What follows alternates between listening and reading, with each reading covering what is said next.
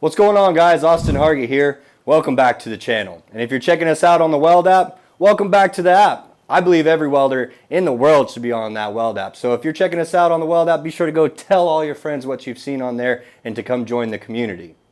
Now, here on the Weld.com channel, you've seen a lot of these green machines. We've done so many demos of all these green machines from Everlast, as far as from stick, MIG, TIG, the whole 9 yards. Now, we've only done these reviews on brand new equipment.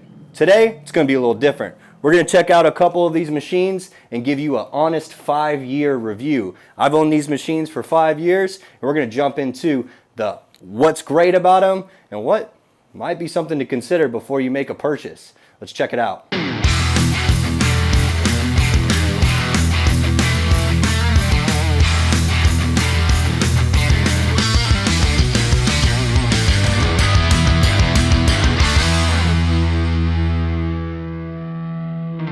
Alright, so let's get into the what and the why. What machines do we got here and why do I have them? I've got the Lightning 275 from Everlast, the Cyclone 212 from Everlast, and the Power Plasma 52i. Again, all from Everlast. They've got a really large line of selection when it comes to any type of welding, inverter, and plasma cutters that you're looking for. Now, the first machine that I purchased was actually the Lightning 275. When I was going around looking for equipment, I was a baller on a budget. I needed something that was affordable, but also had all the needs that I had. And when it came to small and light fabrication, is what I do in most of my shop and my garage type work, the Lightning 275 really spoke to me because it was a true multi-process machine, MIG, TIG, stick, high frequency, AC, all that good stuff, all the little bells and whistles attached to it. And it had a nice screen that goes on top of it to really be easy to look at and really easy to navigate. So the fact that it was a true multi-process machine, it had enough amps, had all the beans that I needed to melt some pretty thick stuff, including 1/4 inch thick aluminum, before even putting a water cooler on it. Then we even got even more amps to use if we attached that water cooler.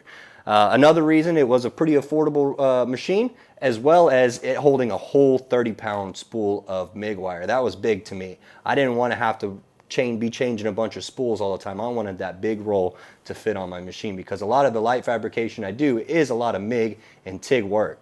So that's why I jumped into the Lightning 275. It's a great machine. We'll go over some of the bells and whistles to it and kind of what I love about it and what I don't like about it as much. Then we have the Cyclone 212. Now I've got to admit, the Cyclone here is not 5 years old. It's only a year old, and it's got its pros and cons as well, but this really doesn't fit into the category of a 5-year review. I just wanted to put it on the table because it is a pretty decent machine.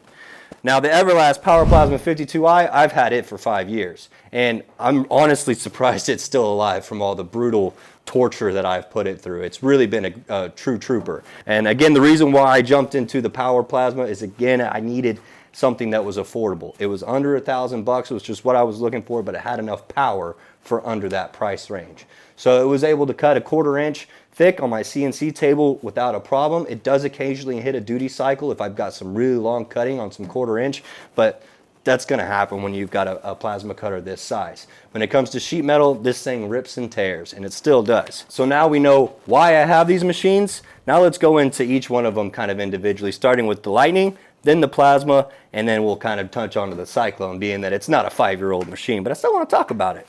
All right, let's jump into the Lightning MTS 275 with all the bits and pieces that comes with it. Now again, I've had this machine for 5 years. I've done a lot of projects with it, anywhere from metal art, bracelets, fabrication projects, repairs, all the above has come through the shop, and the Lightning MTS 275 has handled it. So let's go over some really cool things about this machine. We can start with the fact that this thing is a 220 and a 110 volt. So you can actually, ooh, that thing is nasty. You can actually run this on either one. So this machine's capable of running right into your household power, or if you've got some 220 to run some more beans on it. One other cool thing I like about this is the TIG and the MIG inlet gas. So I can actually run 2 hoses in here as I switch my processes is on the front of the machine. I don't have to unscrew, flip, and move things around. I just turn off one bottle and turn on the other. So I really love that. And again, I love the fact that I'm able to hold a full 33 3-pound spool of MIG wire, and it's got the dual driver roll system in the front, so you know it's going to be able to push a lot of wire. It runs higher volts, so it needs to be able to feed quite a bit. And of course you can run your stainless, your aluminum, your self-shielded flux, just regular MIG wire, all that through this machine. So that's handy, and again, love the fact that I've got 2 gas hoses on the back. All right, let's flip this sucker on and we're going to the front. So the one other big thing, or why I got this machine, was the fact that we were able to do a true multi-process inverter technology. We got TIG steel and stainless steel, TIG aluminum, MIG stainless, C25, C100 if we're changing the gases from mixed gas to 100% CO2. The puddle act's a little different, so it has a little bit, it's able to customize that. So we got our MIG aluminum, our self-shielded flux with no gas, and then our stick welding. So it is a true multi-process machine. I do love the screen, it's really easy to read, and of course even on every one of these settings, it's not just super basic as far as multi-process. You have all the things you need. Even with stick, we have arc force and hot start to control. When we come to our TIG stainless steel and regular steel, we have our pulse settings and our down and up slopes, so we have full customization off of that, lift arc or high frequency. Then we have our TIG aluminum, and again, going more in depth with all of that, same things as the steel, except now we can change our waveform to square, this roundy one, our pointy ones, and our semi-roundy ones. I'm not the best at explaining AC waveforms, but we can change from square wave, triangle wave, and then again our balance and frequency. Just really nice being able to have all those customization, even going into our MIG process with MIG steel, stainless steel or steel. We have a lot of settings when it comes to burn back, stitch welding, post flow, inductance, our control on our trigger, pre-flow. So that's a big pro to the Lightning MTS 275, being having all these features, holding the full spool, coming with a full arsenal of equipment to match your needs. All right, let's move from the face of this machine to some of these consumables, or torches if you will, right? We got our foot pedal, our TIG setup, MIG, and our stick. Now we've got our ground here. Now this is the DINS 35 connector that runs this everything up front here. One thing that I don't love about the ground is I think it could be a little bit more heavy duty, especially when I'm welding some aluminum really hot, TIG welding really hot, which is something I do pretty often. I burn up that ground. This isn't the first ground I've went through as far as these grounds are concerned. So that's my only drawback on the ground. I wish it was beefier. As far as the stick leads, it's a stick lead, right? There's nothing crazy going on here. Again, the DINS 35 connector, this is the one that it comes with. I've opted to swap it out. I kind of think these are bulky, and you know, they're just kind of, I don't know, they're not goofy looking or anything, they're just kind of bulky. So obviously I also needed to have a little bit more lead attached, so I kept the 35, extended the lead, put a new stinger on there. That's just something I did because I thought this was just a little bit awkward-ish. Not too bad though. We got our MIG gun right here. Now this is a fantastic MIG gun. It is big, but you know, it's capable of doing everything this machine's capable of doing. This thing can really go up there in volts, so it needs a pretty stout MIG gun right here. The MIG 36. Again, my only drawback to pretty much anything when it comes to a lead is the length. I would like a little bit longer. I know they sell longer, so it's something that you can achieve. But this MIG gun is a little bigger than most of the stuff that I need to do in the shop. That's why I like to use the Cyclone, because it's got a smaller setup. Moving on to the TIG rigs. Now I've got 2 TIG rigs here. They got the DINS 35 again with a separate gas quick connect. So you really have to pay attention. You can't just buy any old torch that fits. You got to make sure that it has this setup that's going to be plugging in. Otherwise you won't get any gas. Now you can kind of jerry rig it up and do a scratch start kind of situation, but I don't recommend it. The machine doesn't understand what you're trying to do to it. I've got a 200 amp torch, and you can see it's kind of worn out. That's just because I take the cover off. I don't really like the cover. And then I've got my 150, and it's significantly longer. I use this mostly for most of the stuff that I do. I love the longer leads. That's why I upgraded. It didn't come with this. It comes with a smaller one. I also recommend, if you're gonna not have a water cooler or the water cooled torch, which is what it comes with, you really need to think about what it can handle, because I've actually popped a couple of these hoses from over welding with the machine. So that's why I have the 200 amp torch. I don't have the water cooler. If I had the water cooler, put all in one there, solve all my problems. I wouldn't need any of those. I would just need the one water cooled torch. Moving on to the foot pedal. This is your Nova foot pedal. that plugs into the front. It's pretty much standard with a lot of Everlast machines. After about 3 years of using it, it shorted out in here, so I had to get a new one of those. So that's kind of all my pros and cons to all the consumables. I really just wish things were a little bit longer, and then again I want some heavier dutier ground, light dutier stuff, but again it kind of suits the machine's capabilities. So they knew what they were doing when they were piecing this thing together. So as far as the Lightning 275 goes, I love this machine. Like I said, I've had this thing for 5 years, and as far as anything that's happened to this, I've had to go inside, I've taken these panels off, and it's common stuff where you should be taking off the side panels of your machine and blowing them out with all the debris and the grinding dust and all the stuff that gets sucked up into these machines. You should be doing some scheduled routine maintenance to make sure that everything stays clean. But the spark gap for the high frequency board did need adjusting. About 3 years in, the high frequency stopped working, so I had to go inside and open this up and set my spark gap again. But I haven't had to replace anything.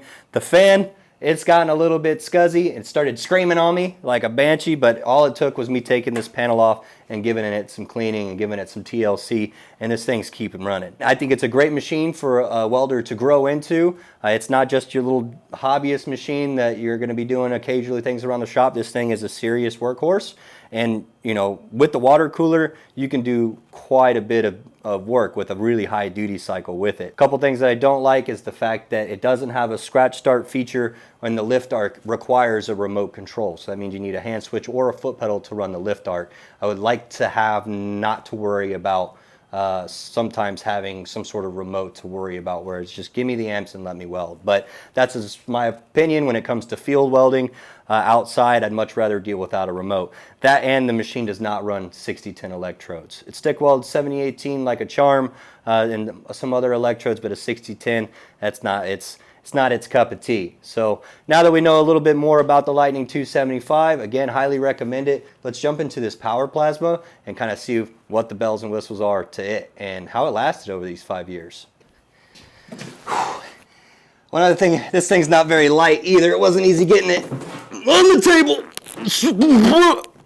All right, so let's talk about the power plasma here. This is the Power Plasma 52i. It's got a max amperage of 50 amps. Like I had said before, I don't know how this thing's still alive. One, I put it through its paces, guys. I really have used this thing just often. And as you can see, there's a shelf here. There's some steel braces now. It was wood, and I am not a good carpenter. This whole shelf with my mini fridge, my speaker, the plasma cutter, it actually fell one day, and this thing fell from, you know, about 5 foot straight on its faceplate, which this is, I'll give you a closer look, but that's all broke to bits. And picked it up right off the floor, picked it up, put it right back on the shelf, and it kept going. I really don't have anything bad to say about this machine. It's still trooping. I've got a CNC plasma table back here, and I've hit the duty cycle on this machine often. Again, I bought this machine because it was affordable. It was under $1,000, and as far as sheet metal goes, it handles it no problemo. But when I go up to plate, 1/4 inch, and I'm cutting some pretty lengthy things, it's gonna hit that duty cycle. So let's talk a little bit more about this machine. Again, it's pretty small. It's portable. It comes with this little strap. I never use it. It pretty much lives on the shelf right there next to the plasma table. And I do like the fact that everything's digital. We can flip her on. We've got her plugged into 220 right now, but it is also 110 capable, so you can use it on either or. I've got it running on a Husky air compressor, a 30-gallon, for that whole table. So 30 gallons air compressor. This plasma cutter is able to run that plasma table just fine. It says no pressure right now because I don't have air hooked up to it, but we're able to adjust our amps. It goes up to 50 when it's plugged into 220, and we can set our post flow for quite a long amount of time to help save that electrode. It has a lot of cool settings as far as checking the air.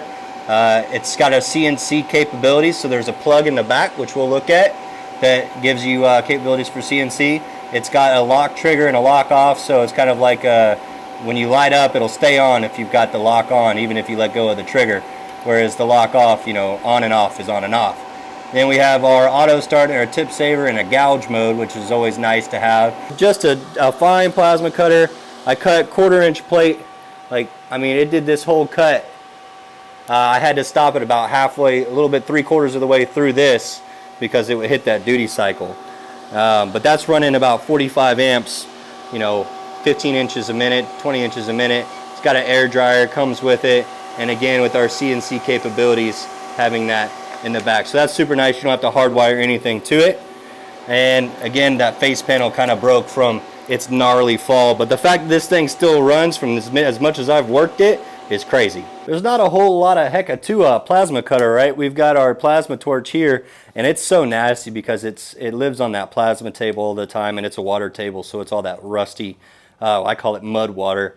But you unscrew that, it's got a couple things in here as far as your nozzle, your electrode, your swirl ring, all that kind of stuff. Now what I did do is I did upgrade to a longer torch, just like I said with the other machine. This was just a hair short. The other thing is this head, it's a fine torch, but I've actually had to replace this thing twice now.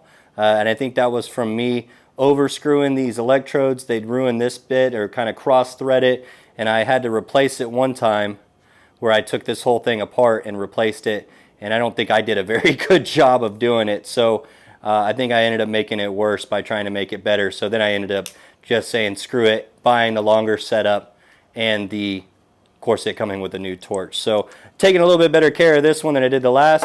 And again, with the whole ground situation, I wish the ground was a little heavier duty. You see, this one doesn't even have a ground because because it lives over in that rusty mud water, it just ruined this ground. So I just opt to clamping with just a vice grip clamp to whatever, ow, spiky, whatever I'm cutting on. I'll have that just clamped to it and we're good. So it's got a smaller DINS connector. Again, this thing isn't like a huge plasma cutter, so it doesn't have as thick of leads or anything. It is really lightweight, it's really portable, so that's really nice. My biggest setback was, you know, this torch breaking. I think it's more user error than the equipment, and then, you know, needing a little bit more length. Poor little power plasma. I do love you. Everything will be okay. You still got a long way to go. Again, I can't say enough about this little sucker here. It's done everything I needed it to do, and it's been running that CNC table for just as long as I've had it. So it's paid for itself 10 times over. I really don't have any complaints with the power plasma. It cuts everything I need. It cuts all types of materials and metals. At my point now, I need something bigger. So that'll be my only drawback. This is a great machine for up to 1/4 of an inch. You can really do a lot of work and not be hitting duty cycle on a 1/4 inch, especially if you're just running things by hand. But if you're working on a CNC machine and you know you've got a long art projects, long cuts to make, higher amperages, thicker materials, you want to cut parts for shops, you're going to need something with just a little bit more butt behind it. So this thing's paid for itself 10 times over. Can't say enough about the power plasma. Let's look at the Cyclone. So the Cyclone 212, I gotta admit again, it's not 5 years old, it's only a year old, and you might be asking yourself, why did you even bother getting one of these if you have a machine that already MIG and stick welds? Because this is a MIG and stick welder, that's what it's made to do. And the answer is real simple. It's smaller. It's got, you know, it's even got 3 handles so you can handle it and you can move it around more. It doesn't hold the full spool, but again, that makes up for the, you know, the weight, the footprint on it. It is still just as customizable as far as inside the custom features. You can set your inductance, you can set your burn back, you can set your stitch and your spot welds. It does all that kind of stuff as far as your stick, hot start, arc force, all that good stuff. So it has all those features just in a smaller footprint. So it's a lot more portable. And this is the MIG gun for the Lightning, and this is the MIG gun for the Cyclone. So when I'm doing a lot of MIG welding, especially at not really high volts, I'm going to opt for this just because it's less fatigue on me. It's easier to get into a couple spots. Like I MIG weld with this machine way more than I do that there Lightning 275. I really recommend this machine for anyone that's doing some portable stuff. It's like I said, it's lightweight. The stick is great. It doesn't run 60-10 still, so that is a drawback to it. Again, this machine is fantastic for MIG and stick. You can TIG weld, scratch start with it, set it to stick, flip the leads, and now you got yourself a TIG welder with a scratch block. They don't recommend it. It's not what it's made to do, but it'll work. So it is a TIG machine if you know how to hook it up, but again, they don't recommend any of that kind of stuff there. Also, this machine is a synergic machine. So if you don't know what that means, is you can set the type of wire you're using or the electrode you're using and the base metal thickness, and it'll set all your amps for you. Whereas the Lightning is not a synergic machine. So if it's got a lot of good settings as far as quick sets and just getting right to work, especially when it comes to mobile applications, and just setting your wire and your base metal thickness and ready to weld. That's why you might want to choose something like the Cyclone over anything else. I really recommend this machine as far as its portability, its duty cycle, its power, all that's really great for inside of a shop that you're doing just MIG welding, and then it'll run just about any stick rod you need to run except a 6010. So that's kind of a bummer. But other than that, great machine. Well, there you have it. There's my my full honest opinion on these pieces of equipment from Everlast. Again, when I bought these machines, I had no affiliation with them at all. You know, this is just an honest review of the equipment that I've had for the past 5 years. Again, the Lightning, I don't think it's something that you'll grow out of. It's something that you can grow into. It's you know, it's over the $2,000 range, so make sure it's something that's inside your budget. This one's a lot more affordable. It's just a shy hair over the 1,000, and then this is under $1,000 right here. So the Everlast line is a great choice for someone who's looking to get in to a new welding machine that just suits their needs perfectly, right? I think they're a great place to start and to grow into with the bigger equipment. So really the key takeaways for me, if I could have anything different with these machines, is those grounds. I really wish those grounds were a little bit heavier duty, and some of the torches themselves, I feel like I've kind of burnt them up as far as the plasma torch. And maybe that might be just me because I'm not exactly the nicest on my equipment. I've really tortured these things over the years. So if they can work for me, guys, I know they'll work for you. So be sure to go check out the Weld app. We've got a lot more demonstrations on not only Everlast, but a lot of great other equipment. Join our welding community on that Weld app. We've got a welding calculator, job boards, a great network of people, tons of content, tons of videos with downloadable resources and links to purchase some equipment as well. Get on there, guys. There's a marketplace. It's literally just the one thing that a welder needs in their pocket at any given time. Thanks for tuning in, watching the channel. We'll see you on the next one, guys. Doctor's orders.